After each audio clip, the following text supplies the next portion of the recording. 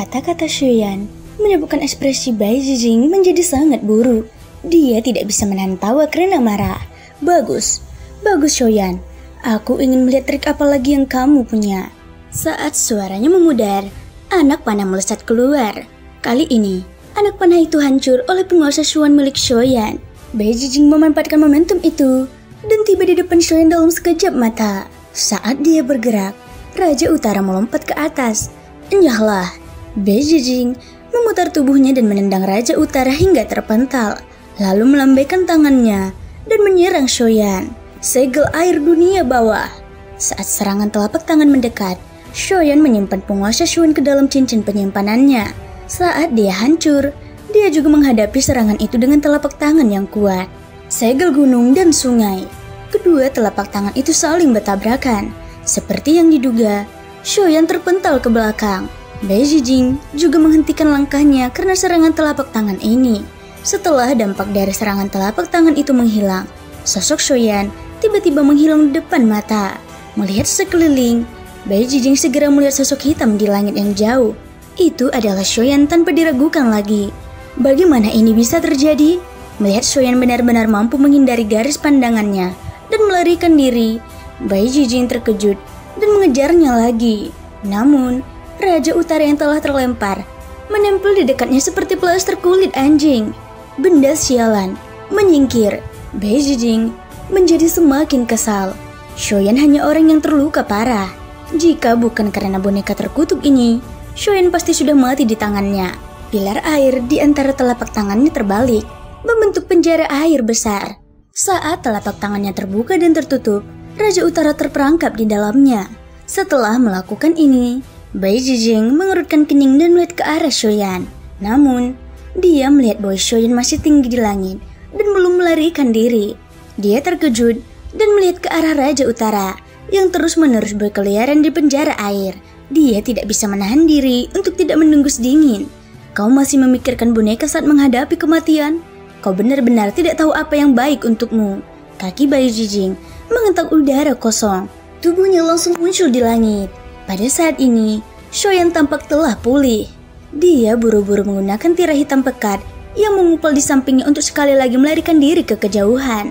Begitu tirai hitam pekat itu menghilang, sebuah anak panah tajam menembus udara dan akhirnya mendarat di tanah merah di bawahnya. Bai Zizing tidak dapat menahan diri untuk tidak terkejut lagi. Ini adalah Jalan Agung Kehampaan. Bagaimana ini mungkin? Apakah anak ini tidak memahami Jalan Agung Api? Tidak heran Bai Zizing begitu terkejut. Siapa yang mengira bahwa Shoyan yang dikenal sebagai ahli api akan memahami kekuatan Jalan Agung yang hampir tidak ada hubungannya dengan api? Kita harus tahu bahwa kekuatan Jalan Agung tidak diragukan lagi dapat merusak atribut kultivasi seseorang. Bahkan jika dua orang dengan atribut yang sama memiliki pemahaman yang berbeda tentang Jalan Agung, kekuatan yang dapat mereka keluarkan dari organ ke mereka akan berbeda. Bocah, bagaimana kalau kau memahami Jalan Agung Kehampaan? Dengan tubuhmu saat ini, berapa kali kau bisa menghindari panahku? Bai Zizing meraung marah, tetapi Shoyan tidak menghiraukannya. Dia berusaha sekuat tenaga untuk memadatkan Jalan Agung Kehampaan, dan ketika anak panah itu melesat, dia melarikan diri lagi. Di bawah pengajaran ini, Shoyan dan Bai Zizing berturut-turut melarikan diri ke Cakrawala. Baru pada saat inilah magma yang mendidih itu tiba-tiba bergolak. Hanya ketika riak seperti percikan meletus dari permukaan magma, sosok manusia yang sangat pucat sekali lagi mendarat di tanah. Jika seseorang melihat lebih dekat, seseorang pasti akan menemukan bahwa itu adalah Shoyan. Tidak perlu berpikir terlalu banyak, karena Shoyan ada di sini. Orang yang melarikan diri ke Cakrawala bersama Bai Zizing selam alami adalah klonnya. Nyaris saja. Untungnya, magma ini bisa mengisolasi aura seseorang. Kalau tidak, aku benar-benar tidak akan bisa menghindarinya. Shoyan mendesah getir. Ia segera terbang ke sisi penjara air di langit. Ia meminjam sedikit kekuatannya yang tersisa untuk memanggil api surgawi dan perlahan-lahan menyebarkannya, membentuk jaring api yang sangat besar. Setelah sepenuhnya melilit penjara air, ia mengendalikan Raja Utara dan jaring api untuk mengerahkan kekuatan mereka bersama-sama. Baru kemudian penjara air itu hancur dalam satu serangan. Pada saat yang sama, di bawah pengejaran Bai Zizing, klon Shoyan merasa semakin sulit untuk menghindar. Anak panah yang licik melesat di langit seperti kilat. Bahkan kekuatan jalan agung pun hancur tanpa ampun oleh anak panah ini. Diiringi suara yang tajam, sosok Bai Jijing muncul di depan klon Xiaoyan seperti hantu. Keduanya saling memandang. Mata Bai Jijing seperti mata serigala, dan senyum di wajahnya dipenuhi dengan niat membunuh. Sekarang, apa kamu masih bisa menghindar? Klon Xiaoyan terdiam.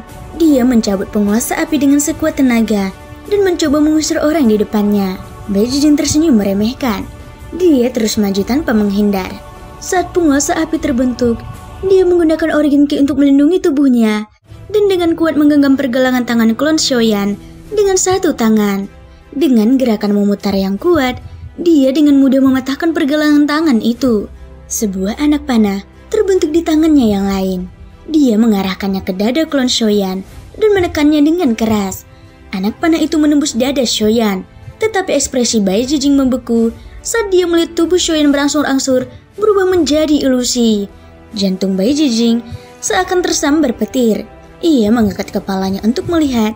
Pada saat ini, wajah ilusi Xiaoyan secara mengejutkan memperlihatkan senyum mengejek. Saudara Bai, kita akan bertemu lagi. Saat suaranya memudar, tubuh yang ditekan oleh Bai Jijing juga hanyut. Semua yang telah dilakukannya sia-sia. Bai Jijing berdiri di udara dengan linglung. Tubuhnya yang gemetar mengekspresikan emosi batinnya. Akhirnya, pada saat tertentu, hujan darah turun dari langit karena amarah. Setelah itu, terdengar suara gemuruh yang membumbung tinggi ke langit. Xiaoyan. 2 bulan kemudian, sosok berjubah hitam duduk di atas karang tertentu di bawah hamparan magma yang luas. Tidak ada apapun dalam radius beberapa puluh kaki di sekitarnya. Dan bahkan magma yang membara telah terpisah. Spanduk biru raksasa berdiri di samping sosok itu. Riak-riak energi menyebar darinya, menutupi seluruh area. Dengan dukungan spanduk itu, ruang yang luas tersembunyi di dalam magma. Dari luar, seolah-olah dunia magma di sekitarnya sama sekali tidak terdeteksi. Pada saat ini, sebuah manik merah tergantung di antara kedua tangan sosok itu. Saat ia berkultivasi, gelombang energi api yang murni dan agung terus mengalir ke dalam tubuhnya. Setelah sekitar 1 jam, cahaya energi pada manik perlahan mencair. Ketika manik itu benar-benar menghilang, sepasang mata yang telah tertutup rapat untuk waktu yang lama akhirnya terbuka perlahan. Xiaoyan tidak dapat menahan senyum puas saat merasakan aliran Origin Ki yang mengalir deras melalui meridiannya. Dia melirik spanduk di sampingnya yang cahaya birunya perlahan meredup. Dengan kaitan ringan jarinya, spanduk selebar beberapa kaki itu segera berubah menjadi aliran cahaya.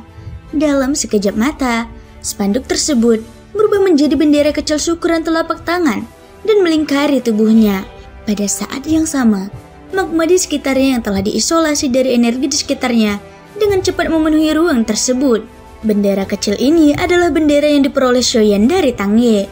Bendera itu disebut bendera air penolak api dan memiliki efek yang cukup unik. Selama aliran Origin Ki yang tak berujung dituangkan ke dalamnya, energi yang dipancarkannya akan mampu mengisolasi kekuatan magma dan bahkan mencegah kadal sisik api menemukannya. Efek ini membuat Xiaoyan jauh lebih aman di dunia magma.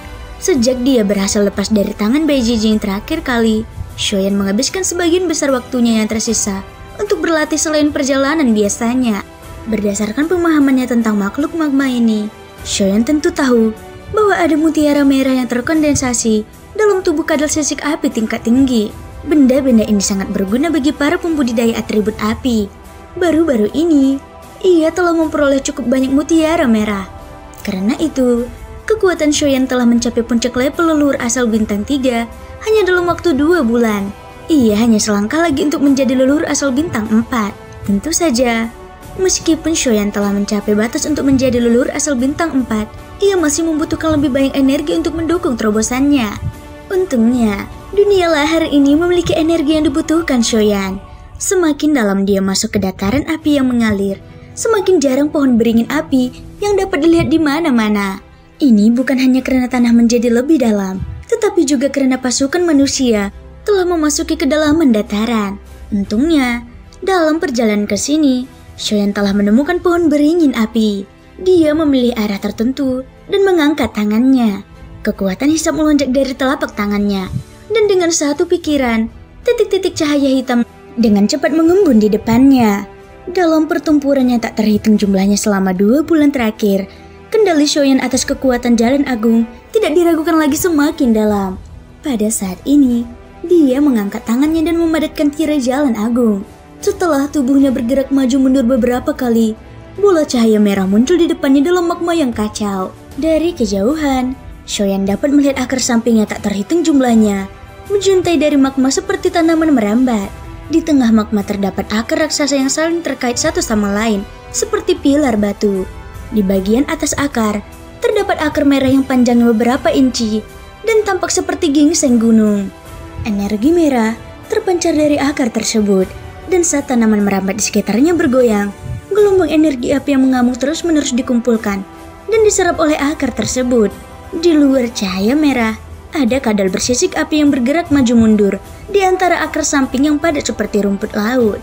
Setelah menghitung kasar, Shoyan memperkirakan setidaknya ada solusi dari mereka.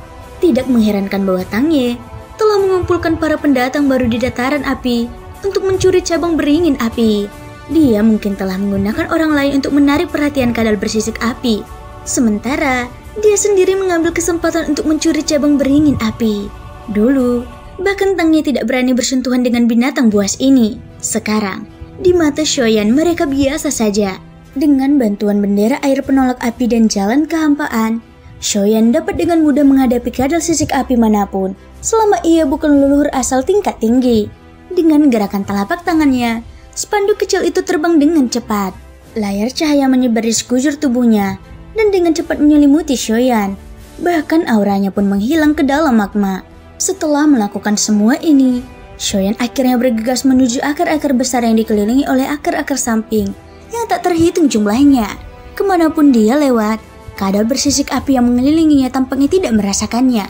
Bahkan jika seseorang melewatinya, seseorang hanya bisa merasakan magma yang mengalir dengan kecepatan yang sangat cepat. Setelah menempuh jarak hampir 10.000 kaki, Shoyan tiba di depan akar samping yang diselimuti oleh cahaya merah. Saat dia semakin dekat, dia dapat melihat dengan jelas bahwa energi merah telah mengumpul menjadi penghalang di tepinya. Di dalam penghalang itu, terdapat energi magma yang bahkan lebih kuat dan dahsyat daripada dunia luar. Melihat ini, Shoyan tidak bisa menahan diri untuk tidak mencibir. Jika orang lain yang datang ke sini, akan sulit untuk menjamin bahwa mereka akan mampu melawan kadal bersisik api. Namun baginya, penjaga ini yang cukup untuk membuat kultivator leluhur asal mengungkapkan ekspresi yang sulit. Tidak ada apa-apanya di depannya. Saat pergelangan tangannya naik turun, tirai hitam pekat langsung terbentuk di depannya. Gerakan ini tentu saja menarik perhatian kadal sisik api di sekitarnya. Namun, sebelum binatang buas ini bisa maju, tirai itu menghilang dengan tenang. Shoyan yang berdiri di luar penghalang telah muncul di sisi lain penghalang. Muncul di tengah-tengah akar samping yang rapat. Bahkan dengan perlindungan dari spanduk air penolak api, energi ganas yang menerjang dari segala arah masih membuat hati Shoyan bergetar. Hanya pohon layu ini saja telah mengumpulkan sejumlah besar energi atribut api.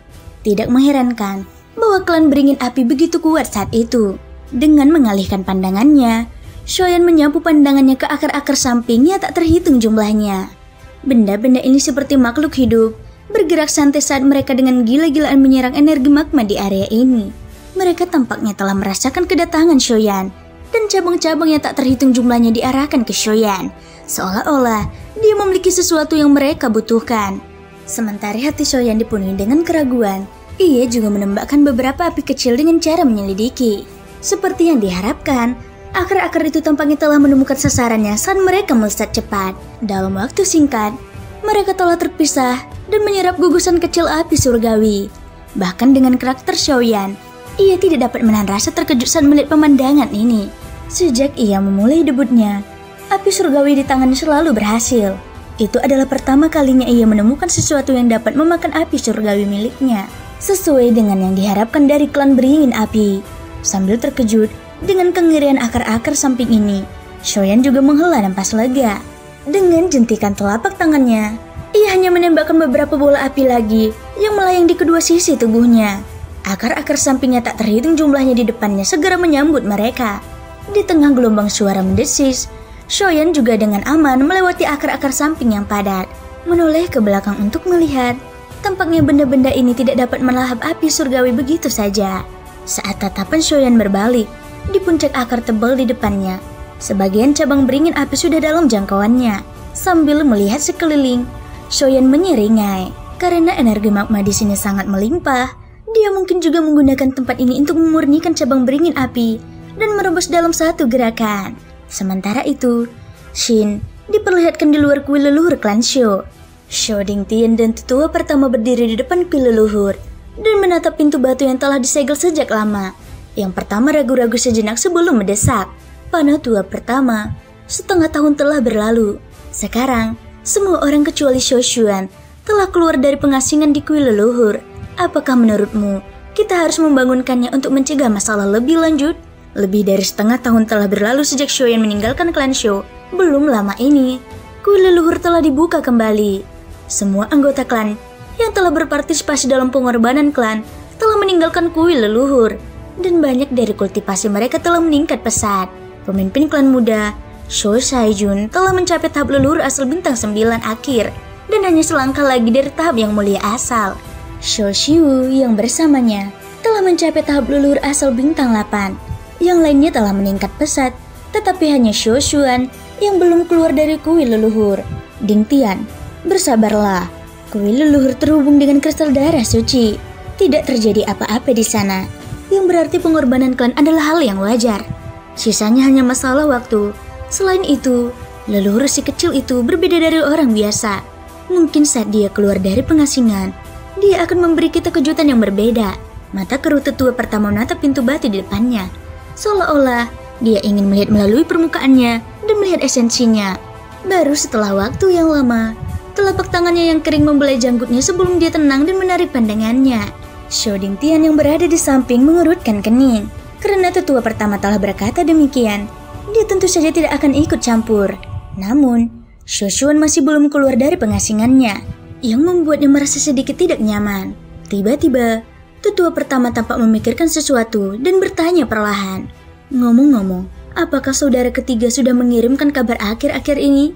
Sho Dingtian sedikit terkejut. Dia segera menghapus emosi di hatinya, menggelengkan kepalanya dan mendesah.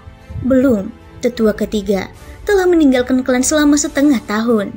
Selama waktu ini, dia hanya mengirim berita sekali, mengatakan bahwa dia telah pergi ke wilayah selatan. Sepertinya dia seharusnya berada di perbatasan benua. Tetua pertama mengerutkan kening. Dia seharusnya tidak mengirim Xiao Mingyuan, tetapi Xiao Mingyuan bersikeras untuk pergi kali ini. Bahkan saudara keenam Xiao Yuhua tidak dapat menghentikannya. Saudara ketiga sangat menghargai Shoyan. Dia tidak ingin terus tinggal di klan. Tetua pertama menghela napas pelan. Sho Dingtian mengerutkan bibirnya dan berkata dengan ragu-ragu, Panah Tua Agung, menurutku, bakat orang luar itu biasa-biasa saja. Bahkan jika mereka bergabung dengan klan kita, akan sulit bagi mereka untuk mencapai hal-hal hebat. Mengapa kita harus? Cukup. Kali ini, tanpa menunggu Sho Dingtian selesai berbicara, Shou Jian memotongnya dengan teguran. Wajah tuanya menunjukkan ekspresi kemarahan yang langka. Setelah beberapa lama, dia berbicara dengan kebencian. Kita berasal dari asal yang sama. Kenapa kau harus bersikap begitu memaksa? Sambil mendesah panjang, tetua pertama menggelengkan kepalanya dan pergi.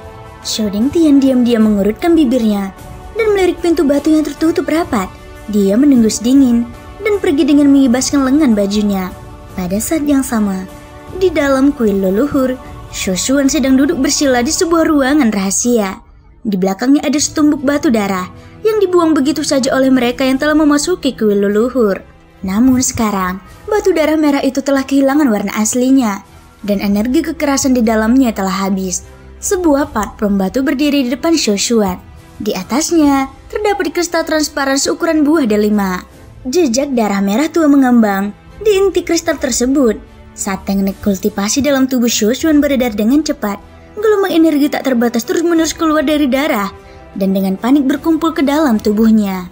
Aura Sho Xuan juga menjadi lebih padat di bawah impuls energi yang terus-menerus. Jika ada orang lain yang hadir, mereka mungkin akan berteriak kaget. Aura Sho Xuan telah menembus ke puncak alam leluhur asal dari tahap awal ketika ia memasuki kuil leluhur. Selain itu, dari penampilannya, sepertinya aura itu tidak memiliki niat untuk berhenti.